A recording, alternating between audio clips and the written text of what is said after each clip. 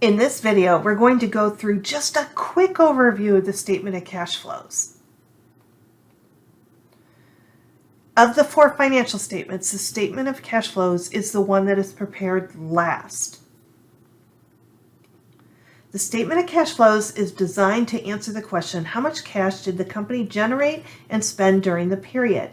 The statement reports cash flows from operating, investing, and financing activities that we are not going to dwell on in this video. Here we're just looking at the overall construction of the statement of cash flows. This statement shows how much of each of these type of activities, operating, investing, and financing, have added to or decreased cash and cash equivalents. The statement covers a period of time such as a year or quarter, so it is titled for period ending. Operating cash flows are the most important indicator on the statement of cash flows. It shows whether the company is generating cash from its operations or the reason it is in business. The statement also shows the ending balance of cash and cash equivalents, which is also on the balance sheet.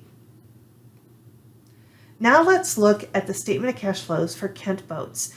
Like the other three statements, the statement of cash flows starts with the company name at the top, followed by the statement title and the date line. Because the statement of cash flows covers a period of time, the date line will be for year ended December 31st or whatever date range the statement covers. Next, we see that the dollars on the statement are in thousands.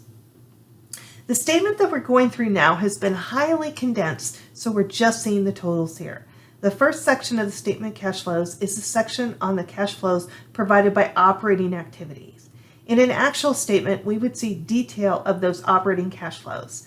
Next, the cash flows from investing activities would be presented, followed by the cash flows from financing activities.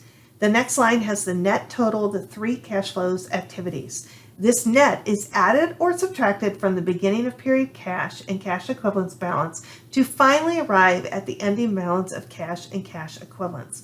Once again, we see that a single underline is drawn under numbers that are to be totaled, and at the end, we see the double underline to show that this statement is done. Okay then, we've finished our walkthrough of the statement of cash flows.